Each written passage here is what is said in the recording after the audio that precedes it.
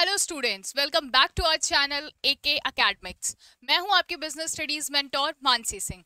तो बच्चों, कल हमने अपने बिजनेस स्टडीज का second chapter principles of management start कर दिया है। ठीक है बच्चों, हमने कल इसके कुछ टॉपिक्स पढ़ लिए थे। जैसे हमने मीनिंग्स पढ़ा था प्रिंसिपल का, इन सारी चीज़ों को हमने देखा था। और हाँ, हमने फाइल के बारे में पढ़ा और हमने ये देखा कि उन्होंने कितने हमें प्रिंसिपल्स दिए थे। 14 प्रिंसिपल्स ऑफ मैनेजमेंट दिए थे, जिसमें से कल हमने टोटल 7 प्रिंसिपल्स ऑफ मैनेजमेंट पढ़ा था।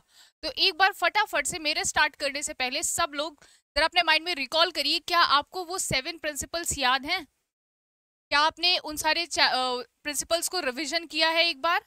और आगे देखते हैं फिर इसमें। जैसे हमारा पहला प्रिंसिपल क्या था? Division of work. हमने डिविजन ऑफ वर्क में क्या पढ़ा था बच्चों? हमने डिवीजन ऑफ वर्क में पढ़ा था कि हम काम को हर हेड में बांट देते हैं। हर कौन सा एम्प्लॉय किस चीज के लिए बना है, हम उसे वो काम सौंपते हैं। ठीक है, तो इससे हमें क्या बेनिफिट होता है कि जो काम जो बंदा करता है उसी को करते करते वो उसमें स्पेशलाइज्ड हो जाता है। काम जो है वो प्रॉपर एफिशिएंसी के साथ और इफेक्टिवली होता है। ठीक है बच्चे, नेक्स्ट प्रिंसिपल हमारा क्या था? फटाफट से उसको रिवाइज करिए। Authority and responsibility. अथॉरिटी का मतलब क्या था बच्चे? अथॉरिटी का मतलब होता है पावर। यहाँ पे अथॉरिटी एंड रिस्पॉन्सिबिलिटी के मैंने आपको 3 इक्वेशंस बताए थे, याद है सबको? अगर याद है तो पहले एक बार मेरे लिखने से पहले सब लोग अपनी कॉपी में लिखिए उसे।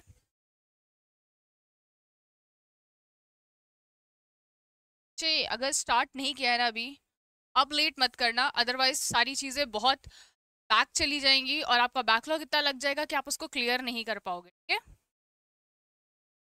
तो हमने क्या पढ़ा था कि यहाँ पे ये क्या बताता है ये प्रिंसिपल हमें, कि हमारी अथॉरिटी जो है वो रिस्पॉन्सिबिलिटी से मैच करनी चाहिए। इसका क्या मतलब हुआ कि हमने जिस बंदे को पावर दी है, कुछ पावर दी है कि तुम्हें ये काम करना है, या हमने जिसे रिस्पॉन्सिबिलिटी दी है कि हमें ये काम कंप्लीट चाहिए, हमें उस बंदे को उस काम को करने की पावर देनी होगी। पावर देनी होगी मतलब कि अगर उसको उस काम को करते वक्त कोई भी सिचुएशन फेस करनी पड़ती है, चाहे वो इन्वेंट्री के कम होने से हो, चाहे वो एम्प्लॉयज ना हो उसके पास, तो उससे रिलेटेड जितने भी डिसीजन हैं उस टाइम वो बंदा ले सकता है।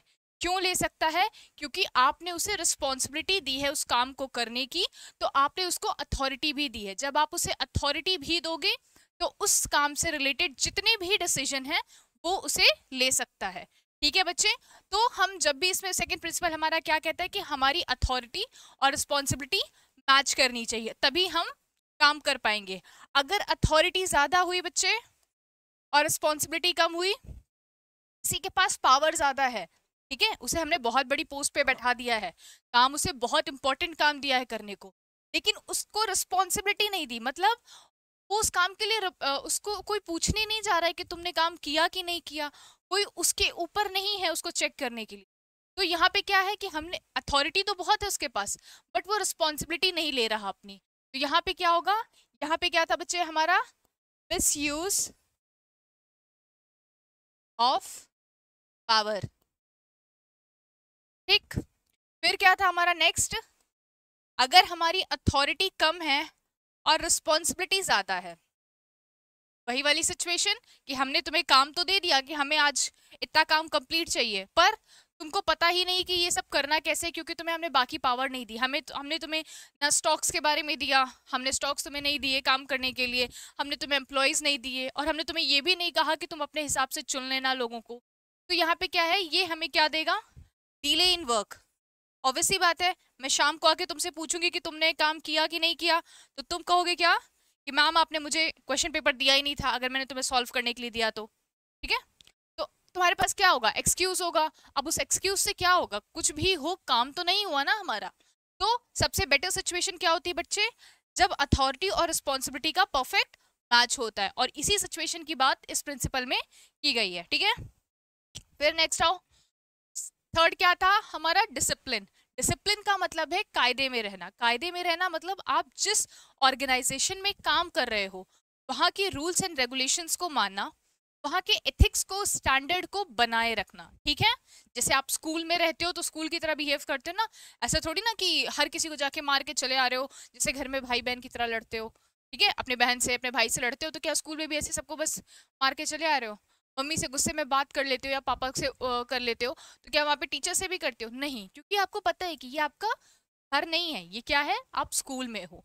इसी तरह मैनेजमेंट में भी क्या, कंपनीज में भी क्या होता है, जब लोग कंपनी के अंदर काम करते हैं तो वहां पे उन्हें कुछ रूल्स को, प्रोसीजर्स को मानना पड़ता है, उसे अपनाना पड़ता है, ठीक है बच्चे। फिर नेक्स्ट क्या है, सब हमने कल पढ़ा था, unity of command. Unity of command में हमने क्या पढ़ा था बच्चे, कि सिर्फ और सिर्फ एक बॉस होना चाहिए एक एम्प्लॉय के ऊपर। एक एम्प्लॉय जो है वो एक ही बॉस से ऑर्डर लेगा और उसी को आंसरेबल है आंसर करने की। उसने काम किया नहीं किया, क्यों नहीं किया, ये सारा उसको बताएगा, सिर्फ उसके इमीडिएट बॉस को। यहाँ पे सिर्फ एक बॉस होगा एक एम्प्लॉय के लिए, ठीक है। फिर नेक्स्ट क्या है, unity of direction. Unity of direction में क्या था बच्चे, कि हमें हर एम्प्लॉय को या हर डिपार्टमेंट को जो हमने टारगेट दिया है उन्हें मीटअप तो वही करना है, लेकिन उनका मेन फोकस क्या है, जो कंपनी का मेन टारगेट है, हमारी सारे डिपार्टमेंट को मेनली अचीव क्या करना है, कंपनी का गोल, ठीक है। तो मतलब उन सबको एक ही डायरेक्शन में काम करना है जिससे वो कंपनी का गोल अचीव कर सके, ठीक।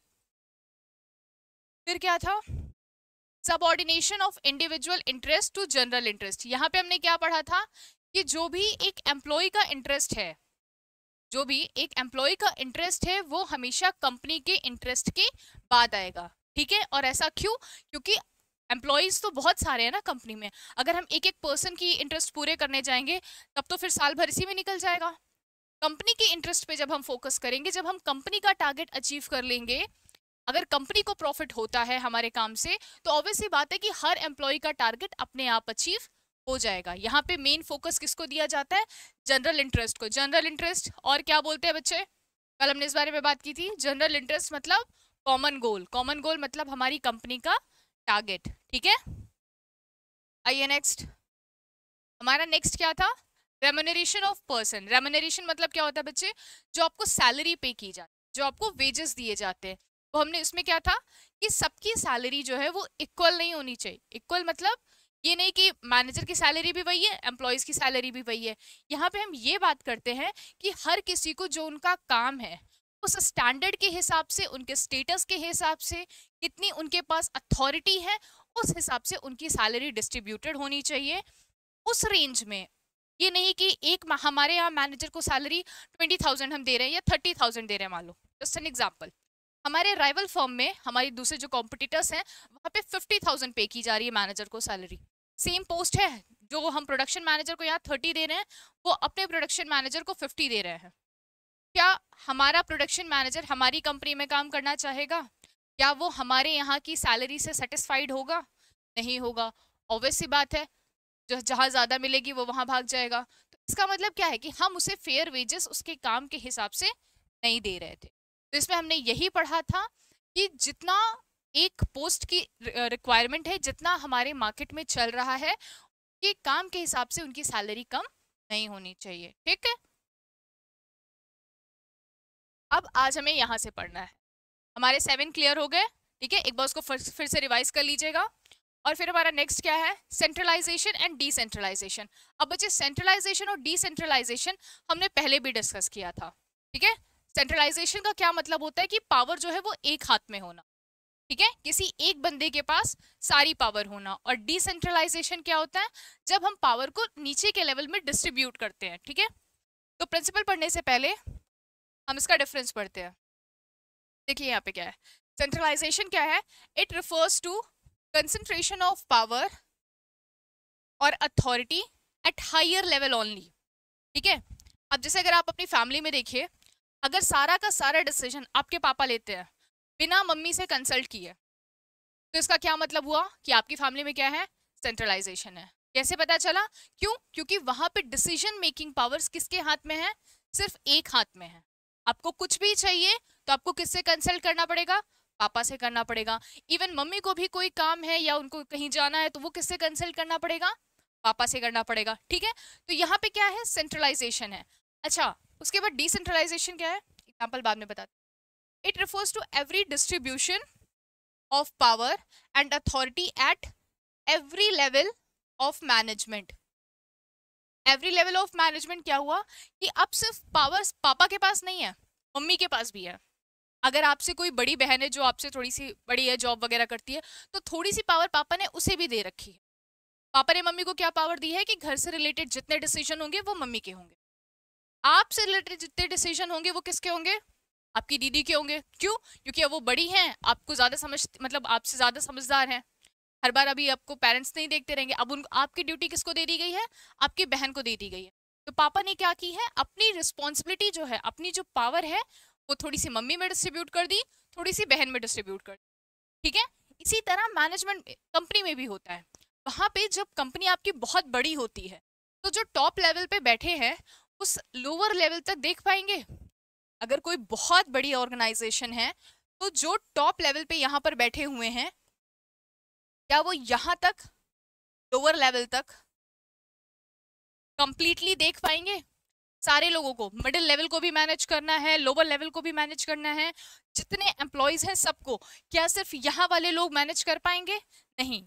इसीलिए जब कंपनी बड़ी होती है तो वहां पे हमें डिसेंट्रलाइजेशन की जरूरत होती है, ठीक है। नेक्स्ट क्या है, यहाँ पे क्या है, authority at different levels. Top management, यहाँ पे सेंट्रलाइजेशन में पावर कहाँ होती है, टॉप लेवल में, ठीक है।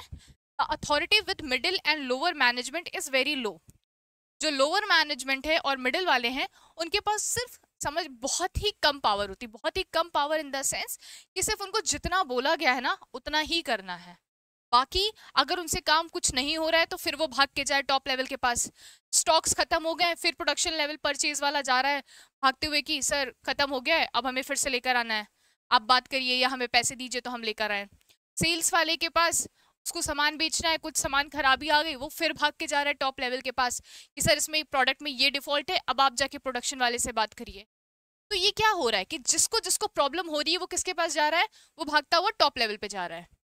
तो ये कहाँ पे पॉसिबल है? ये अगर आपकी कंपनी छोटी है तो ठीक है। अगर आप कोई स्मॉल फर्म कर रहे हो या सोल प्रोप्राइटरशिप चला रहे हो, सोल प्रोप्राइटरशिप क्या है बच्चे, आपने अकाउंट्स में पढ़ा होगा, जहाँ पे बिजनेस रन करने वाला सिंगल पर्सन होता है, ठीक है। अगर उसका खुद का बिजनेस है, वो अकेले चला रहा है, तो फिर उसे हम क्या कहते हैं, सोल प्रोप्राइटरशिप कहते हैं, ठीक है।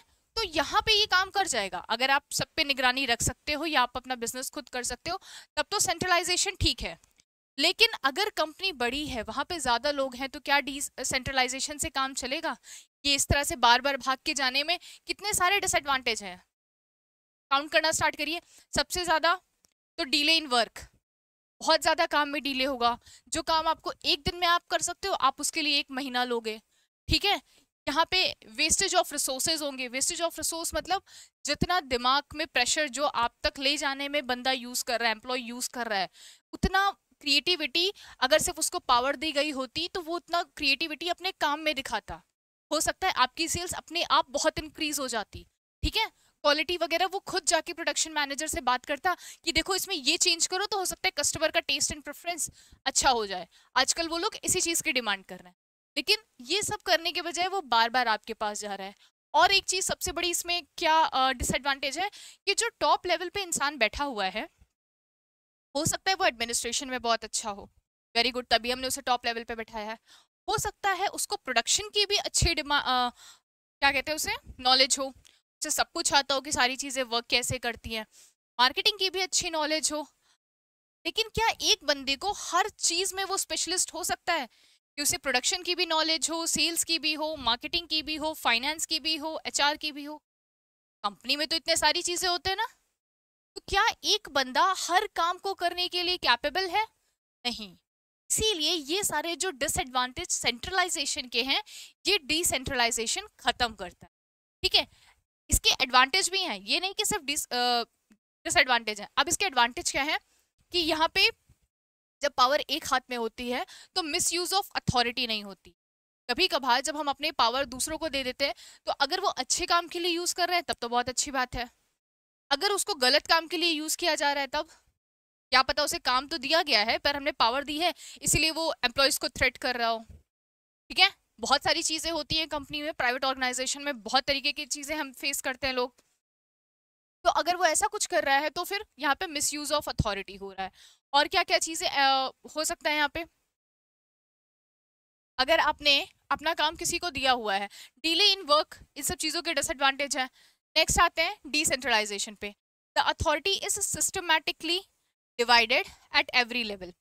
मतलब ये जो हम टॉप लेवल, मिडिल लेवल और लोअर लेवल की बात करें, इन सब के पास पावर है। इन सब को इनके काम के रिकॉर्डिंग, जो काम इनको दिया गया है उसके रिगार्डिंग पावर इनको दे दी गई है। प्रोडक्शन से रिलेटेड जितनी भी डिसीजंस लेने होंगे, उनको उसमें जो कुछ भी चेंज करना होगा, अगर उनको लगता है कि ये चेंज करने से उनका प्रोडक्ट बेटर होगा या उनका प्रोडक्शन साइकिल इंक्रीज करेगा, जल्दी जल्दी वो प्रोड्यूस कर पाएंगे, या उनके डिपार्टमेंट के लिए ये मशीनरी ज़्यादा अच्छी होगी, ये स्टाफ ज़्यादा अच्छा होगा, उन्हें स्टाफ को ये ट्रेनिंग देनी चाहिए, तो हर चीज़ के लिए बार बार उन्हें टॉप लेवल के पास जाने की ज़रूरत नहीं है। बहुत सारे ऐसे डिसीजंस हैं जो प्रोडक्शन मैनेजर अपने डिपार्टमेंट के लिए खुद ही लेगा। आई बात समझ में? इसे हम डिसेंट्रलाइजेशन कहते हैं। अब इसके एडवांटेज क्या है कि ये पहली बात तो बिगर ऑर्गेनाइजेशंस के लिए है, ठीक है। अगर जो छोटी ऑर्गेनाइजेशन है, मान लो, इसका डिसएडवांटेज क्या है, अगर छोटी ऑर्गेनाइजेशन है, मान लो 4 ही लोग मिलके काम कर रहे हैं, ठीक, हमने सबको इक्वल पावर दे दी। हम एक बंदे से डील करके आए कि तुम कल हमारे यहाँ ये स्टॉक इन्वेंट्री रख देना, ठीक है, स्टॉक हमारा पहुंचा देना। अब हमने उसे बताया नहीं, क्यों भाई, ये हमारे पास पावर थी, मैं करके आ गई। जो सेकंड बंदा है उसके पास भी पावर है, वो गया एक दूसरे डीलर से मिलके आया, उससे बोल के आया कि तुम पहुंचा देना। इसी तरह करके चारों अपने अपने डीलर से मिलके चले आए। अब पता चल रहा है मॉर्निंग में पूरा पहाड़ लगा हुआ है। ये किसने किया? उसने बोला था मैं, मेरे पास पावर थी, मैं अपने हिसाब से ये सामान लेकर आया, मैंने अपने हिसाब से ये सामान लेकर आया। तो ये क्या है, ये यहाँ पे डुप्लीकेशन ऑफ वर्क होता है। अगर आप छोटे ऑर्गेनाइजेशन में इसको इस्तेमाल करते हो तो एक ही काम कई बंदे कर जाते हैं, इसमें भी फिर वेस्टेज ऑफ रिसोर्सेज होते हैं, यहाँ पे भी प्रॉपर यूटिलाइजेशन नहीं होता, ठीक है बच्चे। और उसके बाद इसके एडवांटेज क्या है कि ये बिगर फर्म्स के लिए बेटर है। सेकंड, जब आप एम्प्लॉयज को पावर देते हो उनसे रिलेटेड काम करने के लिए, तो उनमें मोटिवेशन आता है, ठीक है, वो सेल्फ सेटिस्फाइड होते हैं, कॉन्फिडेंस लेवल उनका इंक्रीज होता है कि ये हमारे अंडर में आता है तो वो उस काम को और बेटर तरीके से करेंगे, ठीक है, अपनी क्रिएटिविटी, अपनी पर्सनलाइज स्किल, जितनी कुछ चीजें हैं वो उसमें और अच्छे से देंगे। आई बात समझ में? ठीक है, आई होप कि आपको सेंट्रलाइजेशन और डिसेंट्रलाइजेशन समझ में आ गया होगा, ठीक है बच्चे। और यहाँ पे इसके एडवांटेज में और क्या था कि डुप्लीकेशन ऑफ वर्क नहीं होता जैसा यहाँ पे था, ठीक है। आते हैं फिर हम पावेल के प्रिंसिपल पे आते हैं। Centralisation refers to concentration of authority और पावर इन फ्यू हैंड्स, कुछ ही हाथ में पावर है at the top level. Decentralisation means evenly distribution of power at every level of management. Same चीज जो हम पढ़कर आए, फायोल ने ये कहा कि आपको अपनी कंपनी में सेंट्रलाइजेशन रखना है, मतलब पावर कुछ हाथों में रखनी है या डिस्ट्रीब्यूट करनी है, डिसेंट्रलाइजेशन रखनी है, तो आपको आपकी ऑर्गेनाइजेशन के हिसाब से देखना। अगर आपकी बिगर ऑर्गेनाइजेशन है, बड़ी फर्म है आपकी, तो आप डिसेंट्रलाइजेशन करिए। अगर आप छोटे में काम कर सकते हैं, छोटी फर्म है आपकी, सोल प्रोप्राइटरशिप है, तो आप किस पे काम करिए? सेंट्रलाइजेशन पे काम करिए। समझ में आया बच्चे पायल का ये प्रिंसिपल? इसमें क्या था, completely decentralised but there must be combination of both depending upon the nature and size of the organisation. कुछ अब बहुत सारी फर्म्स ऐसा भी नहीं है।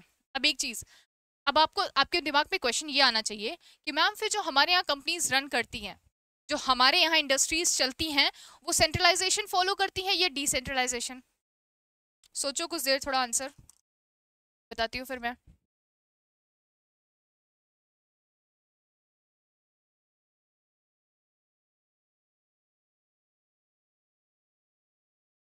जो हमारे यहाँ फर्म्स चलती हैं, क्या वो सारी पावर अपने हाथ में लेके बैठे रहते हैं?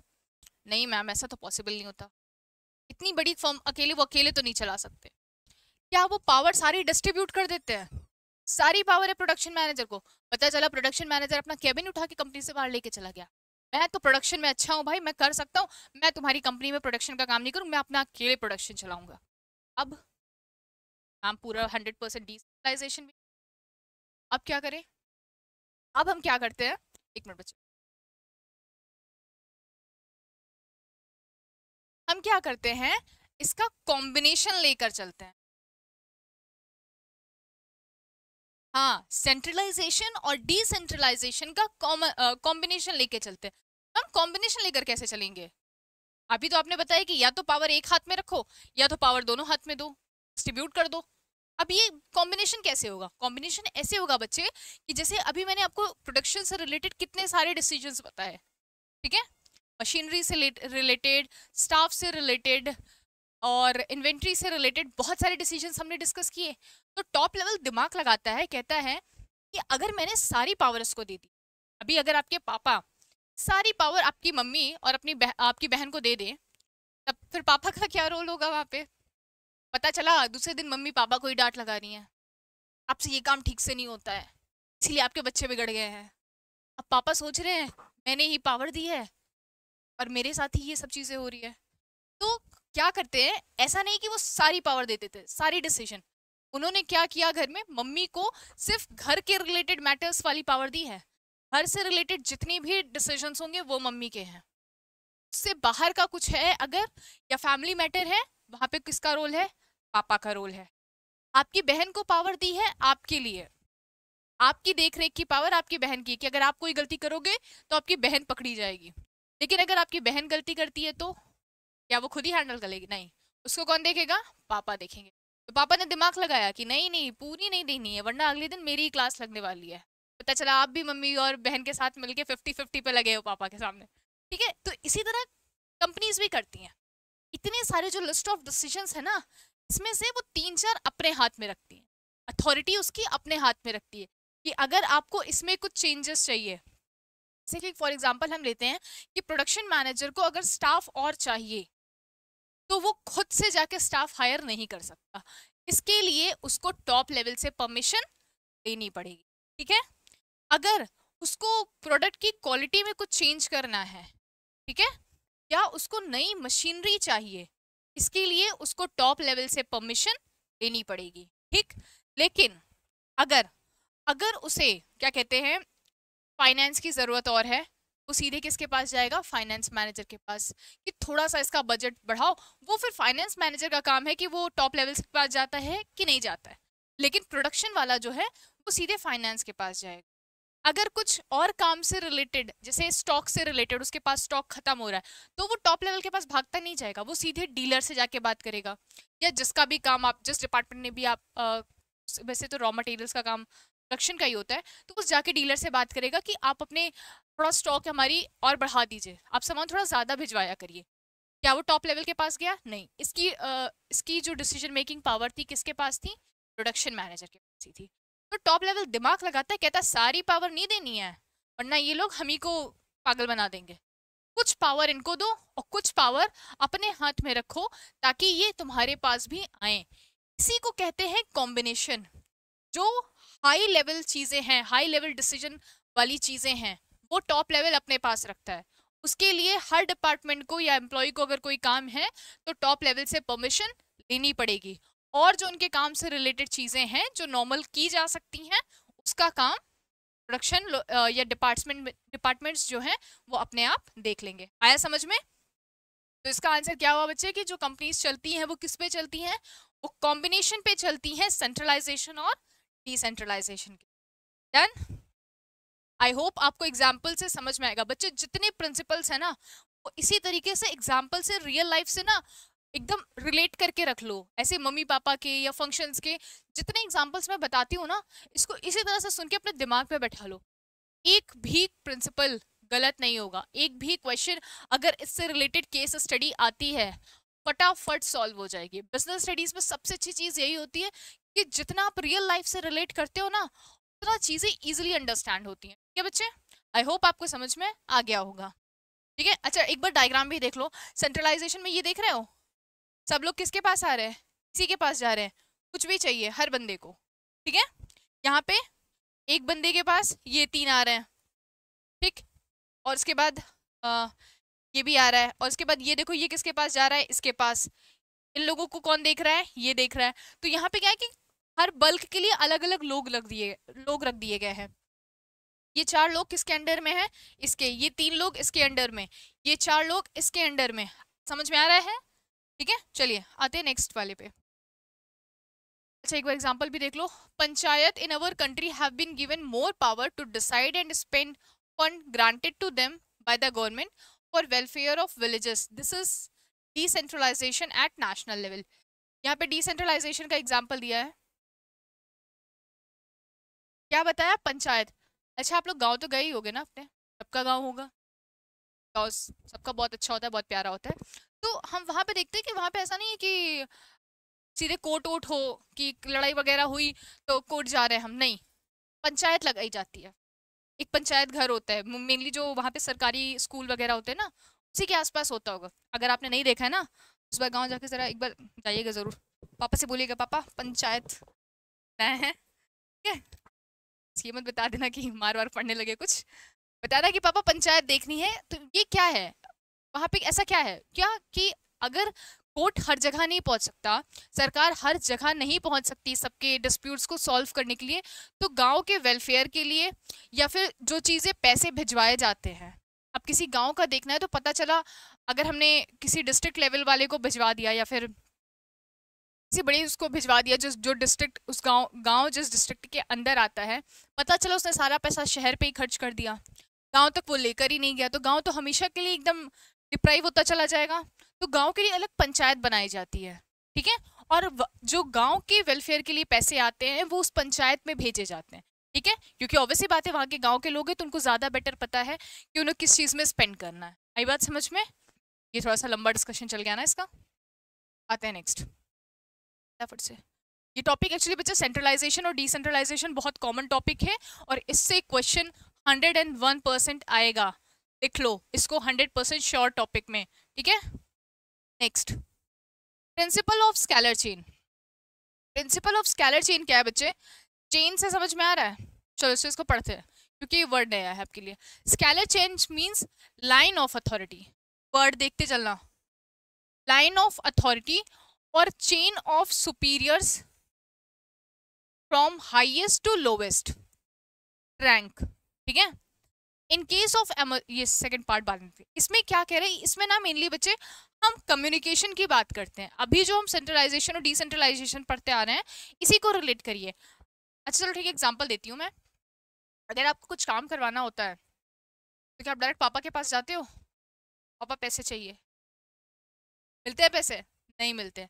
आप क्या करते हो, मम्मी से जोर सिफारिश लगाते हो, मम्मी प्लीज पापा से पैसे दिला दो ना, ठीक है। फिर मम्मी तुम्हें डांटती मारती लेकिन चली जाती है, मम्मी सबकी बहुत प्यारी होती है, मम्मी चली जाती है फिर पापा के पास कि दे दो उसको पैसे, ज़रूरत है।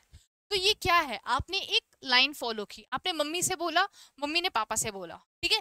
इसी तरह से ऑर्गेनाइजेशन में भी होता है कि ये top level, middle level, lower level जो है,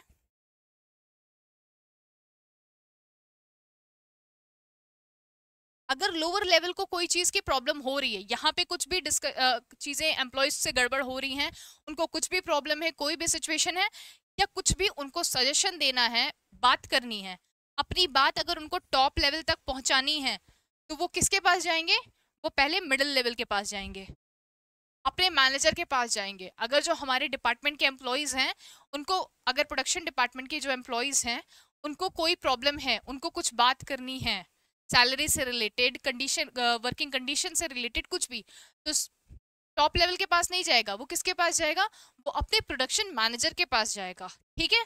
फिर प्रोडक्शन मैनेजर क्या है, उसकी बात को लेकर ऊपर अथॉरिटी पे जाएगा, टॉप लेवल पे जाएगा। तो हमने क्या किया, हमने एक चेन फॉलो की कि ये इसको बताएगा, ये इसको बताएगा और ये इसको बताएगा, एक सीक्वेंस फॉलो किया। आई बात समझ में? इसी को हम क्या कहते हैं, स्केलर चेन कहते हैं। इसमें क्या होता है कि बच्चे मिसयूज ऑफ कम्युनिकेशन नहीं होता कि यहाँ से बात आप सीधा सीधा हर कोई बात लेके टॉप लेवल के पास पहुंच जा रहा है, पता चला टॉप लेवल का काम प्लानिंग करना है और वो सबका डिस्प्यूट देख रहा है बैठ के, वो सारी ग्रीवियंसेस सिचुएशंस ही सुन रहा है सबकी। तो ये सारी चीज़ें नहीं होती। अगर वो चीज़ें जो आप प्रोडक्शन मैनेजर के पास लेकर गए उसे बताने, अगर उसके सॉल्व करने लायक होंगी तो आपकी प्रॉब्लम तुरंत सॉल्व कर देगा, अगर वो अथॉरिटी उसके हाथ में नहीं होगी तब वो टॉप लेवल के पास जाएगा। आया समझ में? यहाँ पे आपको एक सीक्वेंस फॉलो करना होता है। अगर इन तीनों को, एक मिनट बच्चे, अगर इन तीनों को, अगर इन तीनों को कोई प्रॉब्लम है तो ये किससे बात कर रहे हैं? इससे बात कर रहे हैं, ठीक है। इनको कोई प्रॉब्लम है तो ये किससे बात कर रहे हैं? इससे बात कर रहे हैं, ठीक। और अगर ये प्रॉब्लम सॉल्व कर सकते हैं तो यहीं पे कर देंगे, अगर इनसे प्रॉब्लम सॉल्व नहीं होती तो ये किसके पास जाएंगे? मेन के पास जाएंगे।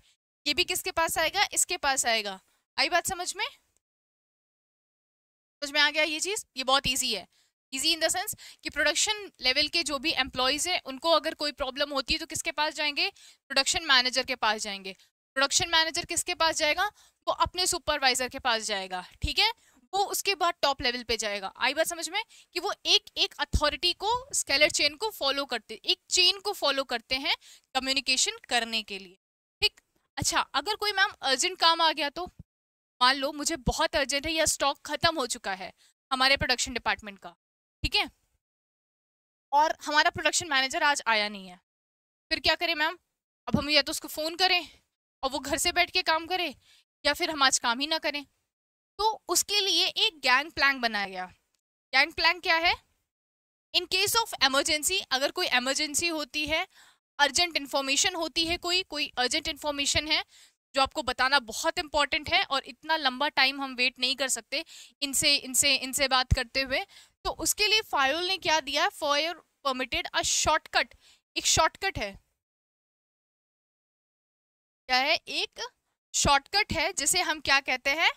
गैंग प्लैंक, ठीक है। इसमें क्या होता है कि जैसे केस में देख रहे हो ना, एफ को बात करनी है तो वो ई से, ई को डी से, सी ए बी इस तरह से चल रहा है, ठीक है। लेकिन अगर डी को कोई इंफॉर्मेशन एल को देनी है तो वो शॉर्टकट के थ्रू, इस गैंग प्लान के थ्रू डायरेक्ट इंफॉर्मेशन दे सकता है। इसी को हम गैंग प्लान कहते हैं। आया समझ में? ये जो शॉर्टकट हम लेते हैं इसी को हम गैंग प्लान कहते हैं, ठीक है। आइए नेक्स्ट स्लाइड पे। यहाँ पे देखो, if E wants to pass some urgent information to O, अगर ई को कोई इंफॉर्मेशन देनी है ओ की, ओ को देनी है, then instead of following the long route, अगर इसको लॉन्ग रूट से देना होता, अगर चेन फॉलो करता तो वो किसको देता? पहले वो डी को देता, डी सी को, सी से बी के पास, बी से ए के पास, उसके बाद ये एल के पास आती, एम के पास आती, एन के पास, देन ओ के पास। सोच रहे हो ये इतना लंबा इसको फॉलो करना पड़ता एक इंफॉर्मेशन के लिए, लेकिन गैंग प्लान के थ्रू ई ने डायरेक्ट ओ से बात कर ली। इसी को हम गैंग प्लान कहते हैं। और ये जो हमने ये रूट फॉलो किया इसे हम क्या कहते हैं? इसे स्कैलर चेन कहते हैं। जब हम एक चेन फॉलो करते हुए जाते हैं वो स्कैलर चेन कहलाएगी, और जब हम शॉर्टकट अपनाएंगे तो उसे गैंग प्लान कहेंगे। आया समझ में? ठीक है, ये एग्जांपल यही है बच्चे, आप इसको पढ़ लेना। फिर नेक्स्ट सेकेंड,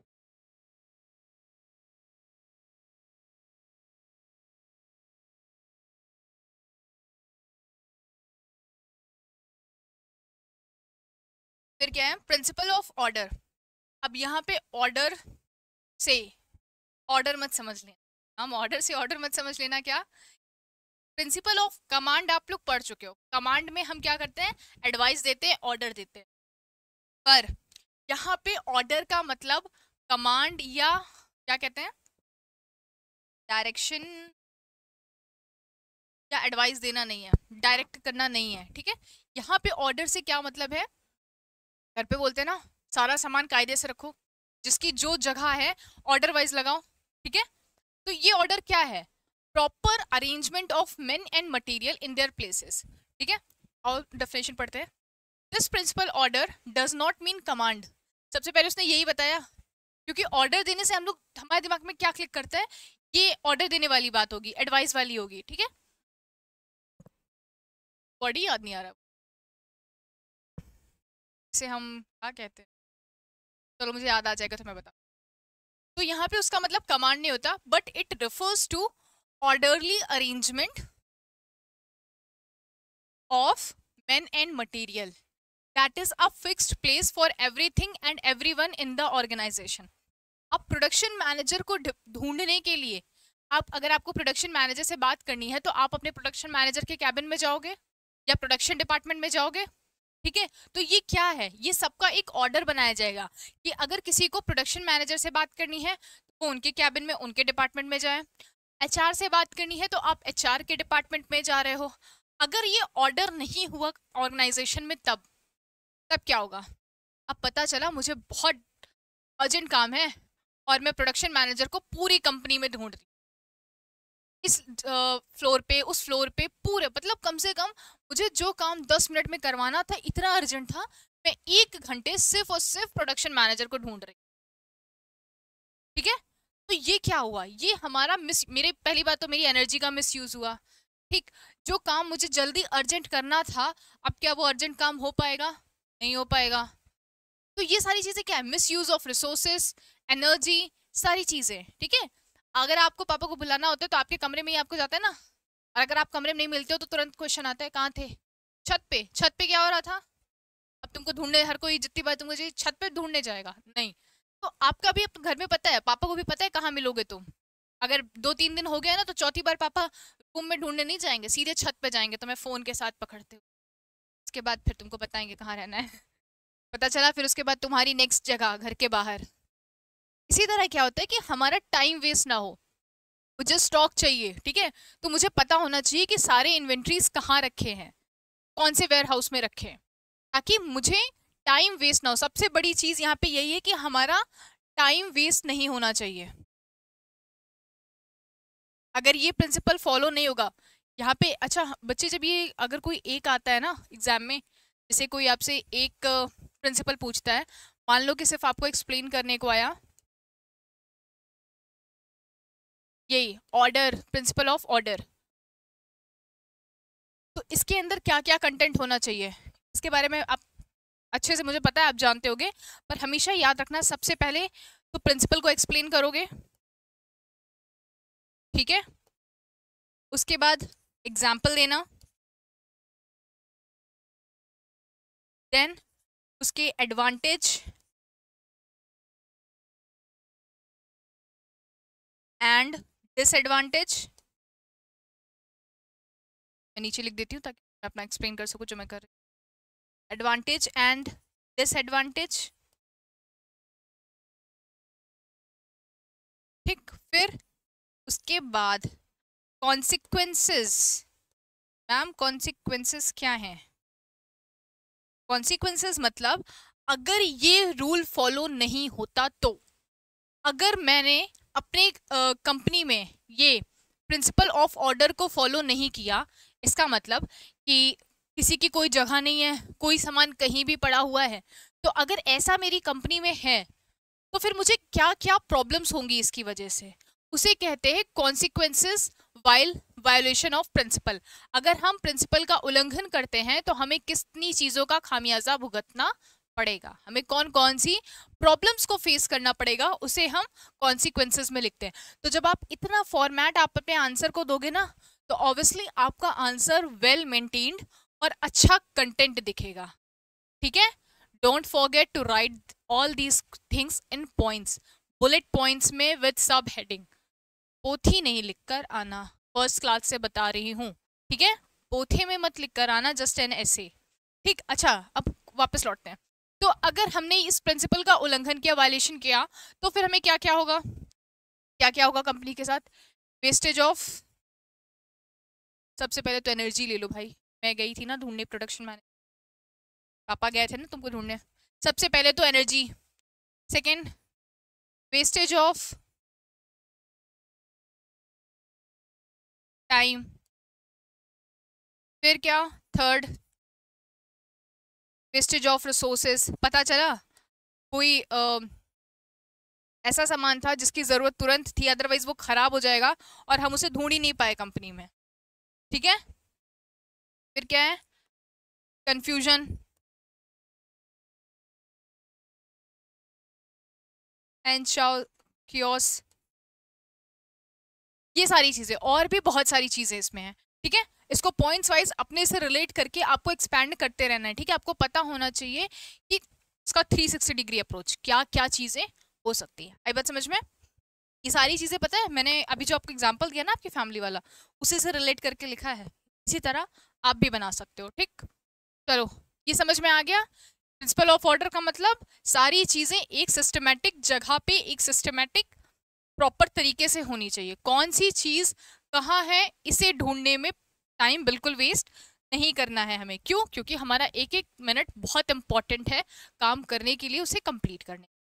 ठीक है बच्चे, move on to the next point. अच्छा ठीक है, एक बार एग्जांपल देख लो। If a worker is in need of a tool, एक वर्कर को एक टूल चाहिए था। टूल मतलब समझ रहे हो ना, कुछ काम करने के लिए। he must know in which box or tool room it will be found, and if he needs guidance from supervisor he must know the fixed cabin of supervisor। वही बात है कि मुझे कोई काम है, पता चला सुपरवाइजर का कोई कैबिन ही नहीं है, सुपरवाइजर कहीं टहल रहा है और मैं पूरी कंपनी में टहल रही हूँ। ठीक, if no fixed place is given then the worker will waste his time energy in search of tool and supervisor। ना इसको टूल मिला, ना इसको सुपरवाइजर मिला, ना मशीन बनी, अब ना काम होगा और बेचारा थक अलग से गया। ठीक, ये सब क्यों हुआ? क्योंकि यहाँ पे ऑर्डर नहीं था चीज़ों का। एक चीज़ और मैं भी बताती चल रही बच्चे, एक्सप्लेन मैं बाद में करूँगी। तीन चीज़ें हैं, एक था, तीन प्रिंसिपल्स थे। एक unity of direction,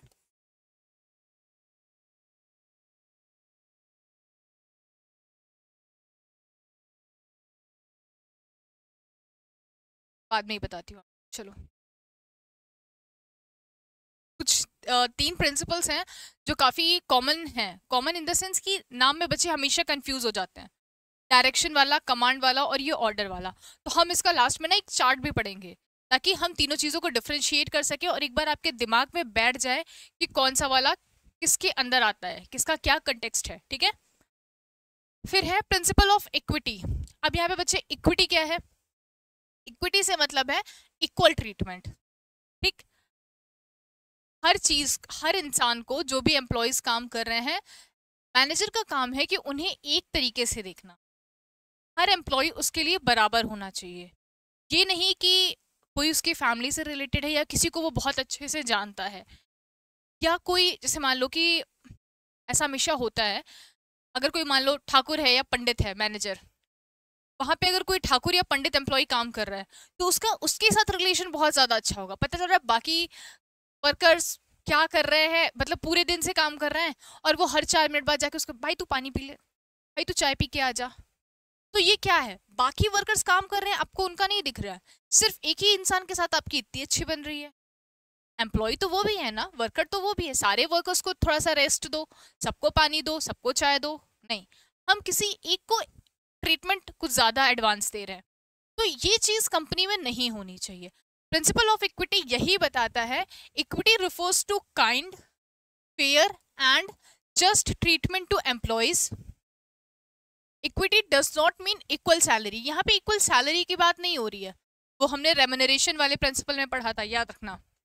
to a peon and supervisor, ये नहीं कि हम जितनी सैलरी पियोन को दे रहे उतनी ही सुपरवाइजर को भी दे, दोनों का काम अलग अलग है। ये हमने रेम्यूनरेशन में भी पॉइंट पढ़ा था कि स्टेटस के हिसाब से, अथॉरिटी के हिसाब से सैलरी दी जाती है। But equity means application of same disciplinary rules. जैसा आप सब एक के साथ बिहेव कर रहे हो, उसी तरह आपको सबके साथ बिहेव करना चाहिए। एक मैनेजर को हर एम्प्लॉय को इक्वल ट्रीटमेंट देनी चाहिए। ठीक है, डिसिप्लिनरी रूल्स, लीव रूल्स, किसी को छुट्टी चाहिए तो पता चल रहा है वो आ रहा है आपसे छुट्टी लेने वाला, जस्ट बिकॉज वो ठाकुर है, आप भी ठाकुर हो, छुट्टी दे रहे हो आप उसको। बाकी कोई आ रहा है, आप उसकी छुट्टी नहीं पास कर रहे हो। ठीक है, in the same way, irrespective of their grade, position and gender. ठीक है, ना तो किसी ग्रेड के बेसिस पे या पोजीशन के बेसिस पे कि भाई इसकी पोजीशन बहुत अच्छी है, या इसका बाहर का क्या कहते हैं बैकग्राउंड बड़ा अच्छा है, बहुत स्ट्रांग है, या जेंडर के बेसिस पे कि लड़का है या लड़की है तो हम ज़्यादा ट्रीटमेंट दे रहे हैं। ये सारी चीज़ें एक मैनेजर को नहीं करनी है, उन्हें सबको इक्वल ट्रीटमेंट देनी है। ठीक है बच्चे, इसमें एग्जांपल देखिए। In multinational company people of various nationalities work together without any discrimination, as we find a person of Indian origin, Sundar Pichai, become CEO of Google. Sunil Sood become the CEO of Vodafone. मतलब ये क्या बताने की कोशिश कर रहा है, जो भी हमारी मल्टीनेशनल कंपनीज हैं वहां पे भी आपको आपकी नॉलेज के हिसाब से अपॉइंट किया जाता है। अगर किसी को सीईओ या शेयर होल्डर या ओनर बनाना है तो अगर आपके पास प्रॉपर नॉलेज है, अगर आप उस बैकग्राउंड से करते हो तो वहां से, इसमें ये नहीं देखते कि आप हमारी कंट्री के हो या नहीं हो, ये सारी चीजें तो मीन्स इक्वल ट्रीटमेंट दी जाती है। जब नेशनल लेवल पे इक्वल ट्रीटमेंट दी जाती है, इंटरनेशनल लेवल पे दी जाती है, तो हम तो सिर्फ ऑर्गेनाइजेशन में काम कर रहे हैं ना, यहाँ पे तो हमें देना ही देना है। फिर नेक्स्ट आते हैं बच्चे, stability of tenure of personal. Minute,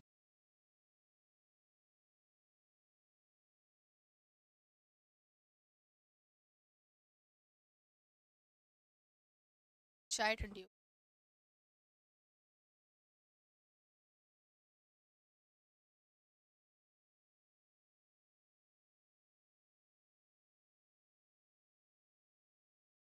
stability of tenure of personal. सबसे पहले तो मुझे पर्सनल का मतलब बताओ। It's not personal, it's personal. यहाँ पे ओ वर्ड का बहुत ध्यान रखना, और ये ओ साइलेंट नहीं है बाकी इंग्लिश वर्ड्स की तरह, कुछ में नहीं आता साइलेंट वर्ड्स लगाते, ठीक है। पर्सनल का मतलब होता है आपके एम्प्लॉयज,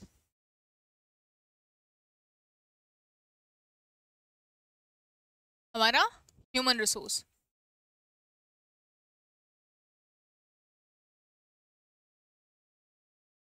ठीक है।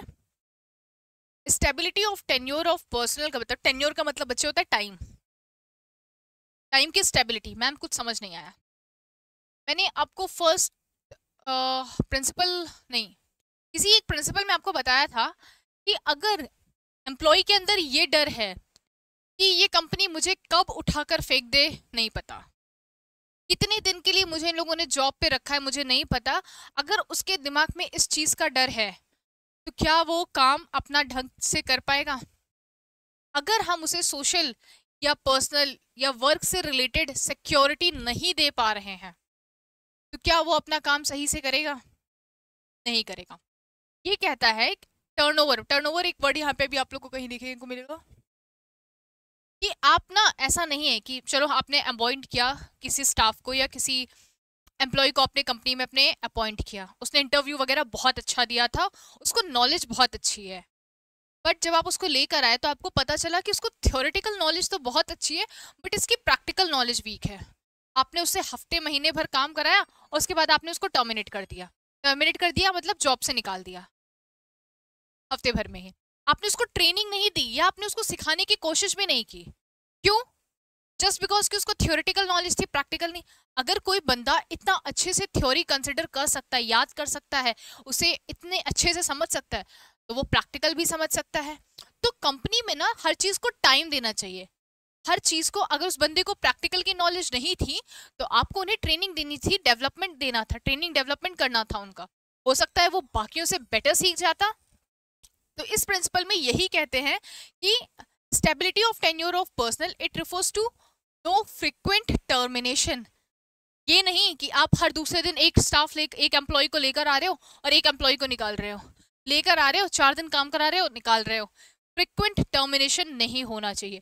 इससे एम्प्लॉय का तो कुछ लॉस होगा या नहीं होगा ये नहीं मालूम, लेकिन कंपनी के स्टेटस पे, उसके नाम पे बहुत गंदा एक रिएक्शन बनता है सोसाइटी का, ठीक है।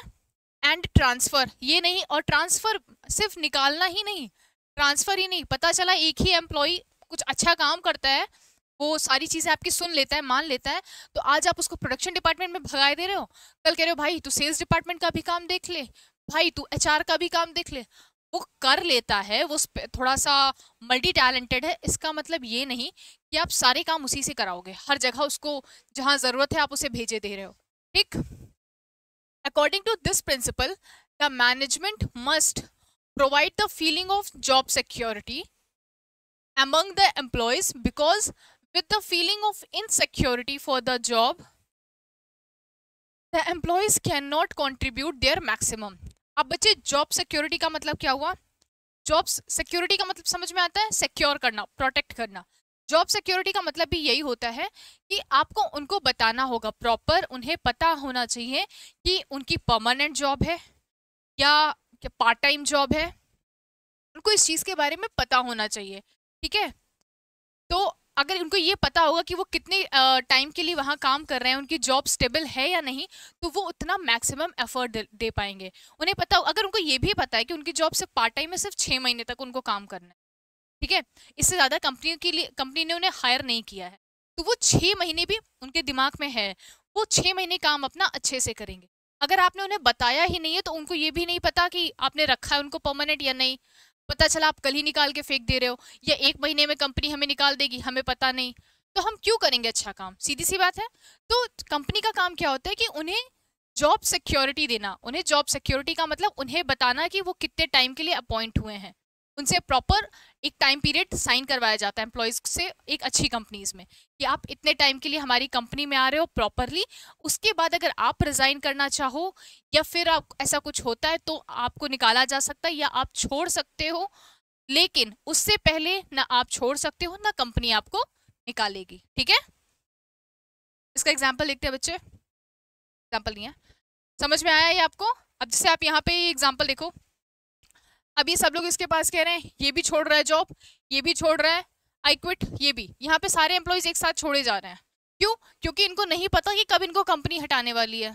अगर मान लो कोई भी मंदी वगैरह चल रही है या कंपनी पे कुछ भी केसेस वगैरह चल रहे हैं, इन सबको नहीं पता कि कंपनी इनको रखेगी या लॉस में चल रही है इसलिए निकाल देगी, तो इससे पहले कंपनी कोई एक्शन ले, एम्प्लॉयज खुद ही ले लेते हैं।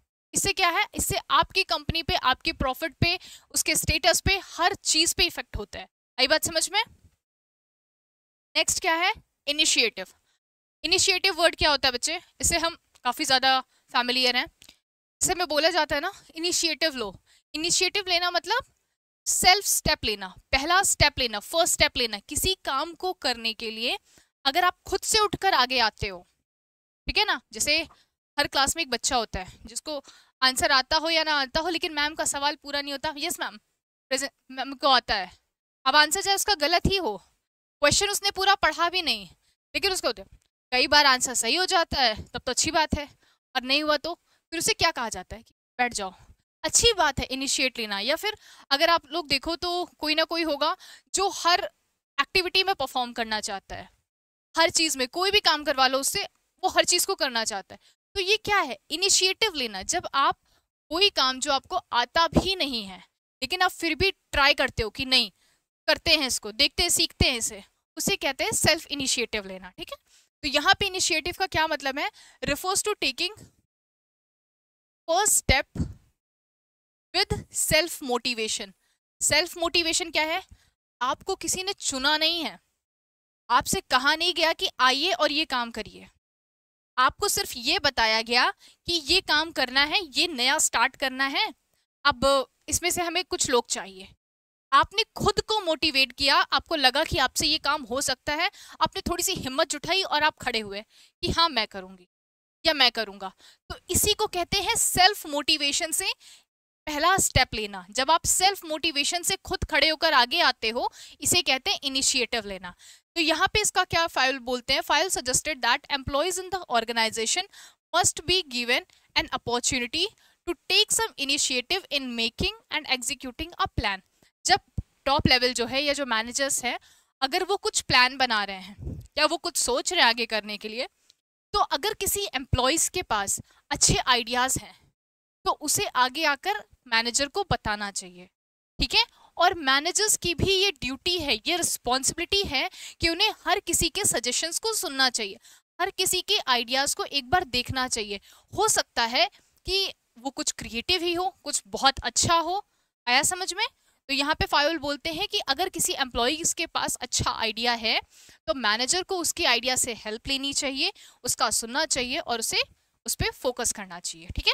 और यहाँ पे एम्प्लॉयज को भी बोलते हैं कि अगर आपको आता है, आपको लगता है कि आपका ये आइडिया काम करेगा, तो आपको डरना नहीं है, आप आगे आइए और बताइए उसे, ठीक है। फिर नेक्स्ट यहाँ पे देखो, before setting up of plan the manager must welcome the suggestion and ideas of employees to allow their maximum participation, but once the plan is made every employee must follow it and implement it। अगर सारा काम top level कर देगा, ठीक है, आपको लग रहा था कि ये प्लान सही काम नहीं करेगा और इसमें आपको भी कोई फायदा नहीं होने वाला, लेकिन आपने नहीं बोला, तो टॉप लेवल ने अपना काम कर दिया, उसने दे दिया आपको कि लो अब इसे करो, अब उसे भुगतेगा कौन? कंपनी बाद में भुगतेगी, प्रॉफिट होगा या लॉस होगा, लेकिन अभी जो उस काम को करने में जो एनर्जी वेस्ट होगी वो आपकी होगी, ठीक है। तो इससे बेटर है कि पहले ही आप प्रिकॉशन ले लेते, आप पहले ही आगे जाके बता देते कि इसके ये प्रॉब्लम्स है, कॉन्सिक्वेंसेज हैं, इससे बेटर आप मेरा आइडिया यूज कर लो, ठीक है बच्चे। तो ये था इनिशिएटिव, ये हमारा लास्ट, नहीं एक और है भी, हाँ, एस्पिरिट डी कॉर्प्स, ये 14th और लास्ट प्रिंसिपल है फायोल का, जिसमें क्या कहते हैं, manager must encourage and promote team spirit, unity and harmony. बच्ची ठीक है, हाँ, team spirit, unity and harmony. A manager should replace I with we. यहाँ पे अभी इनिशिएटिव आपको आगे आने के लिए कह रहे थे, ठीक है, एम्प्लॉयज को, लेकिन अगर वो एम्प्लॉयज आगे आते हैं बट उनकी मैनेजर सुनता ही नहीं है, क्या वो दोबारा आएंगे? नहीं। तो इस प्रिंसिपल में फायोल बताते हैं कि हर किसी को साथ लेकर चलना चाहिए, मैनेजर्स को डिसीजन का वेलकम करना चाहिए, जब डिसीजन वो वेलकम करेंगे तभी सिर्फ मैं प्लान बनाऊंगा, मैं इम्प्लीमेंट करूंगा, ये नहीं होना चाहिए। हम प्लान बनाते हैं, हम सबके आइडियाज को इम्प्लीमेंट करेंगे, ठीक है, ये गोल हम सब मिलके अचीव करेंगे।